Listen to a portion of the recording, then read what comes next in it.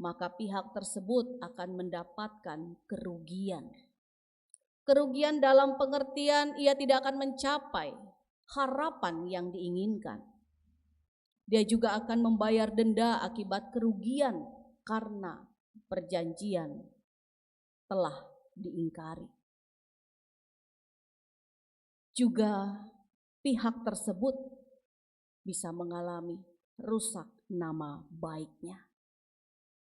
Nah, itulah yang dialami oleh bangsa Israel.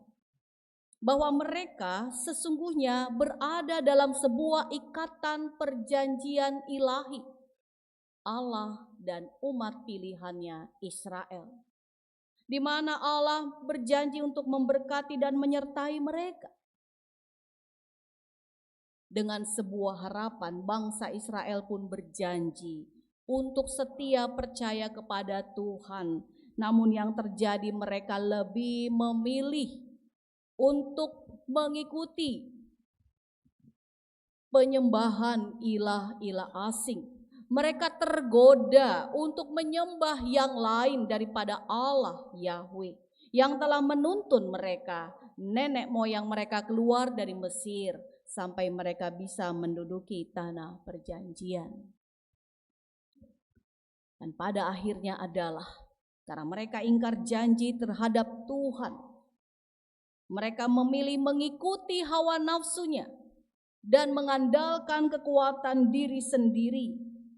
Maka Tuhan membiarkan mereka memasuki lembah kekelaman, yaitu hidup di dalam tanah pembuangan di Babel.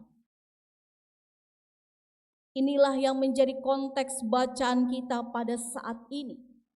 Bangsa Israel dibiarkan Tuhan terserak di antara bangsa-bangsa. Dan disitulah mereka mulai menyadari kalau tanpa Tuhan hidup mereka tiada berarti. Tanpa Tuhan mereka tidak punya kekuatan, tidak punya harapan yang baru. Tapi bersama dengan Tuhan mereka punya semangat yang baru untuk membangun kehidupan yang lebih baik di masa yang akan datang. Khusus dalam bacaan kita pada hari ini, Tuhan memilih salah seorang yang penuh integritas dan loyalitas bernama Nehemia. Dijelaskan di sini bahwa dia saat itu memiliki kedudukan yang cukup tinggi sebagai juru minuman raja. Nehemia di sini dengan peran dan jabatannya yang tinggi, orang yang dipercaya oleh raja, menunjukkan sikap diri yang penuh dengan empati. Dia berempati kepada saudara-saudara sebangsanya. Ketika dia mendengar dari Hanani, salah seorang dari saudara-saudara, dan yang pergi ke Yehuda lalu membawa berita kepada Nehemia. Dan Hanani berkata bahwa orang-orang yang ada di Yerusalem pada saat itu dalam kesukaran yang besar. Tembok kota sudah hancur. Pintu gerbang kota Yerusalem sudah hancur, dibakar, diluluh lantakkan, dan ditinggalkan orang-orang yang tidak berdaya. Para bangsawan, orang-orang berprestasi, orang-orang muda, orang-orang yang masih produktif, merekalah yang diangkut ke tanah pembuangan. Yang ditinggalkan orang-orang yang sudah dianggap tidak dapat membangun kota itu. Mereka yang cacat, dalam pengertian di sini difabel, ya, mereka yang lanjut usia, yang tidak lagi punya tenaga, kekuatan fisik yang ekstra untuk membangun. Mereka semua ditinggalkan, sehingga menjadi celaan bagi banyak orang yang melihat atau melintasi kota tersebut. Dan disinilah Nehemia tergerak tergerak hatinya dengan belas kasihan. Dia begitu terpukul dengan penderitaan bangsanya. Dia begitu terkejut mendengar situasi saudara-saudara sebangsanya yang mengalami kehancuran fisik, spiritual, dan juga sosial. Dengan empatinya, dengan rasa dorongan yang tinggi, dia datang berdoa kepada Tuhan. Nehemia berdoa. Dia tidak mengandalkan kekuatan, peran, dan jabatannya pada saat itu. Pertama-tama dia mencari Tuhan. Tindakan aktif yang dilakukan oleh Nehemia sebagai seorang pejabat tinggi, seorang yang kemudian menjadi pemimpin atas Israel dalam pembangunan kota tersebut.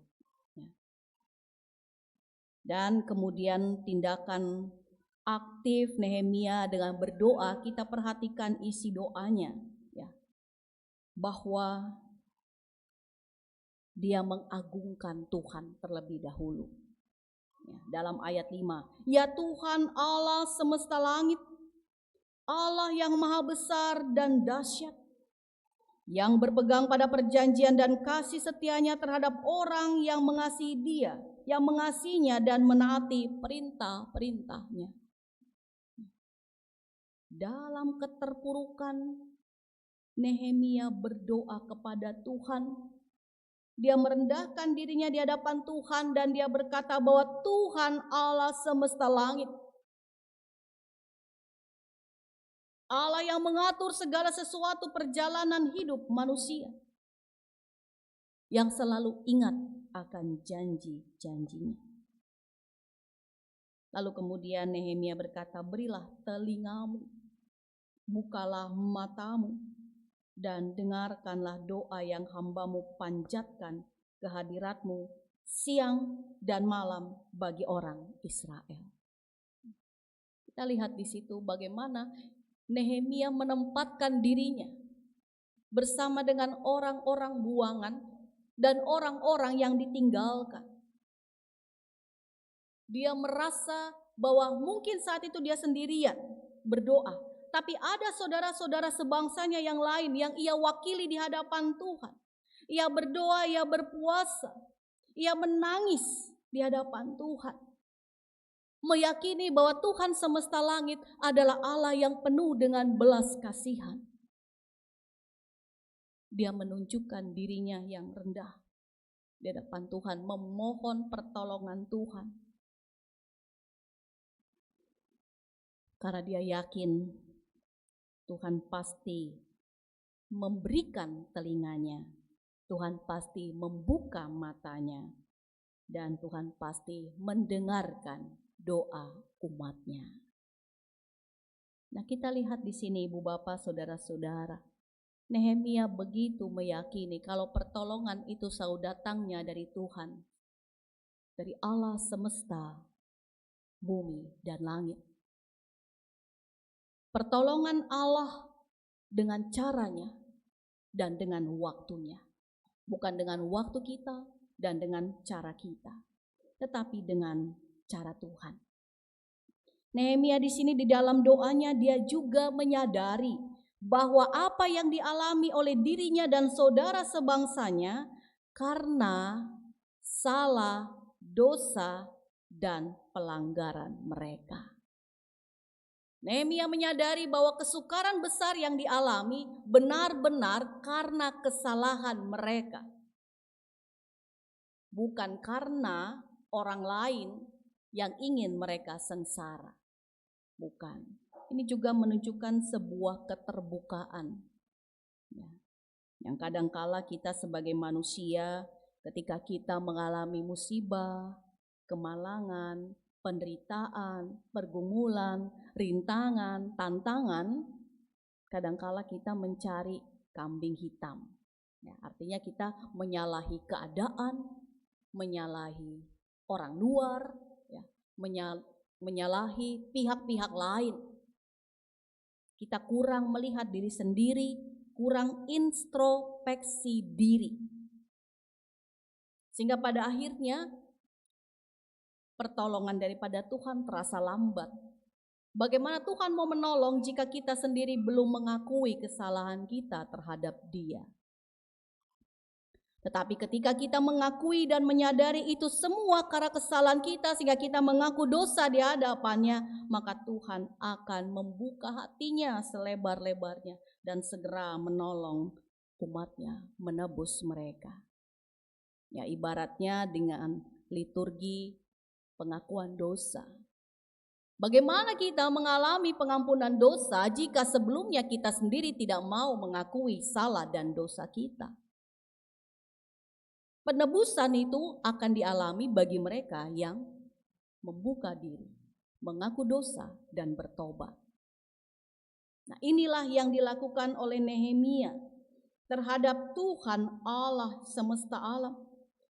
Dia begitu menyadari kesalahan dan dosa menyebabkan mereka memasuki tempat pembuangan yang tidak diharapkan oleh manusia manapun. Dari pembuangan banyak keterbatasan, banyak penindasan, banyak kesukaran.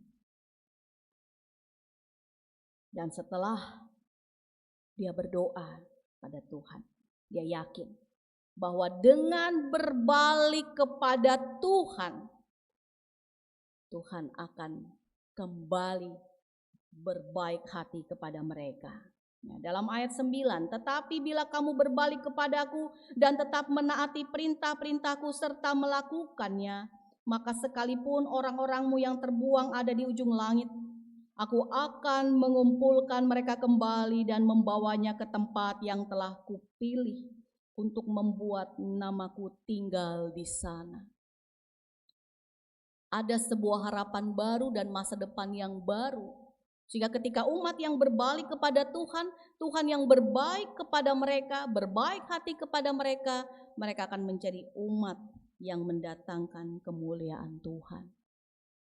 Bukan lagi menjadi umat yang ingkar janji, bukan lagi menjadi umat yang mencela nama Tuhan, tetapi menjadi umat yang justru menguduskan nama Tuhan dan membuat kota Yerusalem sebagai tempat di mana nama Tuhan dipuji dan dimuliakan.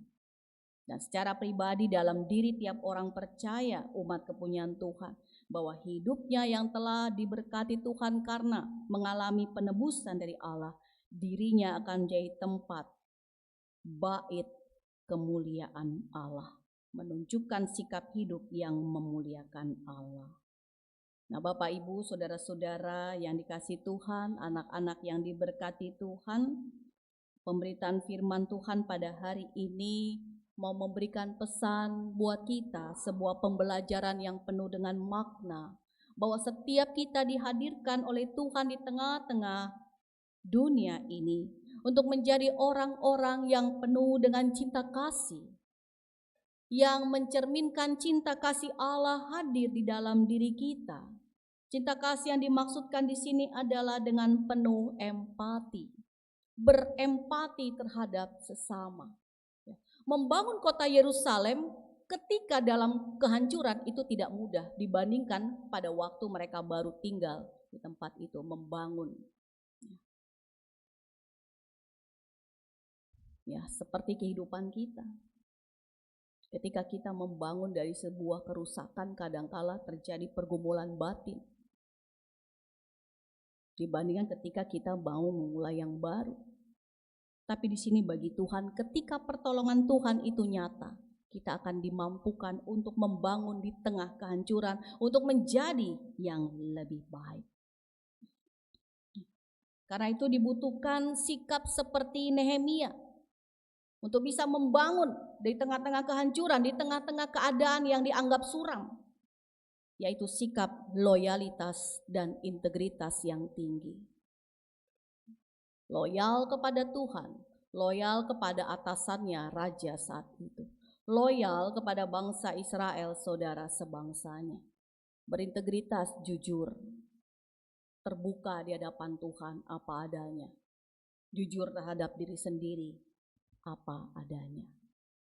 Dan yang kedua, Firman Tuhan pada saat ini juga mau menghantar kita untuk memasuki Minggu Prapaskah pada minggu yang akan datang. Menghantar kita bagaimana Kristus Yesus Juru Selamat kita sebagai jawaban doa atas setiap problem kehidupan kita. Seperti dinyanyikan tadi ya oleh vokal grup Solideo. Serahkan problemamu kepadanya, kepada Tuhan maksudnya ya. Kita serahkan kepada Tuhan dan Tuhan datang. Kita melihat sikap Yesus Kristus, Juru Selamat kita, penuh dengan empati. Allah yang penuh dengan empati, Allah yang penuh dengan belas kasihan. Maka Allah mau datang dari sorga ke dalam dunia. Allah mau turun dari tempatnya yang tinggi ke tengah-tengah manusia yang rendah. Untuk kita bisa selamat, kita membutuhkan pribadi seperti Yesus Kristus. Seperti orang-orang yang bisa membantu kita keluar dari keterpurukan karena mereka memiliki sikap loyalitas, integritas yang tinggi. Ketulusan, kejujuran, dan empati yang besar. Kalau Nehemia tidak punya empati, dia nggak akan peduli dengan bangsanya. Kan dia sudah mendapatkan kedudukan yang baik. Jika Yesus Kristus bukan Tuhan kita, mungkin kita nggak akan diselamatkannya.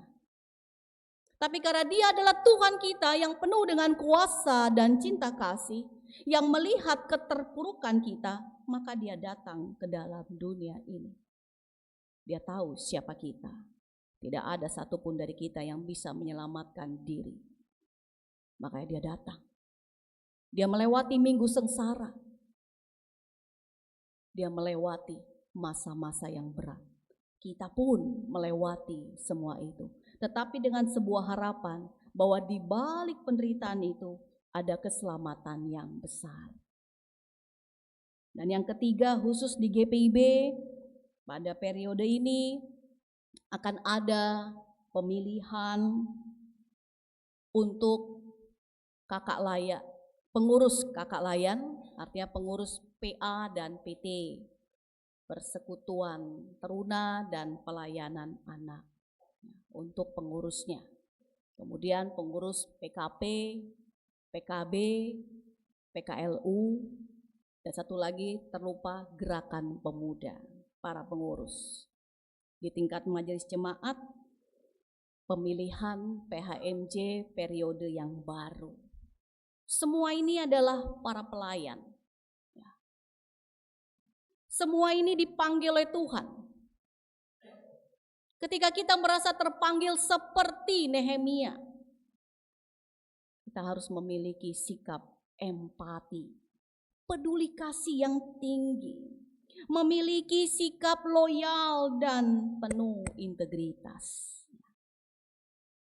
Banyak orang yang ketika terpilih menjadi pelayan, menjadi pengurus, langsung jangan saya, bukan saya. Ada nggak di sini? Nggak ada. Nggak ada. Ketika kita mendengar dipilih oleh Tuhan jadi pengurus, jadi pelayan, ada sebuah pergulatan batin di dalam diri kita. Nah, kita lihat dari kitab Nehemia. Karena dia mendengar kesukaran saudara-saudara sebangsanya. Kita belajar dari Yesus Kristus karena dia Allah yang penuh kasih, dia mau datang dalam dunia. Karena dia mengetahui kondisi kita. Jadi kalau kita terpilih nantinya Bapak Ibu, anak-anak pemuda, kakak-kakak, kalau terpilih kita belajar dari Nehemia saat ini. Masa baktinya akan berakhir sampai dengan akhir Maret 2025. Ya. Kita belajar, kita dipilih, dipanggil oleh Tuhan karena Tuhan punya maksud dan rencana yang besar buat kita. Untuk kita peduli kepada saudara-saudara kita. Apakah waktu Nehemia menjadi pemimpin dalam pembangunan kota Yerusalem semuanya mulus, lancar? Enak jalannya? Coba baca di kitab Ezra Nehemia. Ini sejarah yang penuh dengan semangat iman. Pembangunan kembali kota Yerusalem. Banyak tantangannya. Dari mana tantangannya? Dari dalam. Dari bangsa Israel yang sempat lemah hati. Bertahun-tahun pembangunan itu terbengkalai. Tantangan dari mana lagi? Dari luar. Tobia dan Sanbalat nggak suka kota itu dibangun kembali. Tantangan akan selalu ada. Baik di dalam diri kita sebagai pelayan Tuhan. Baik di dalam persekutuan di mana kita dihadirkan Tuhan. Baik di rumah, gereja, lingkungan pekerjaan, lingkungan usaha, lingkungan sosial kita, bahkan di tengah masyarakat. Tantangan itu akan selalu ada.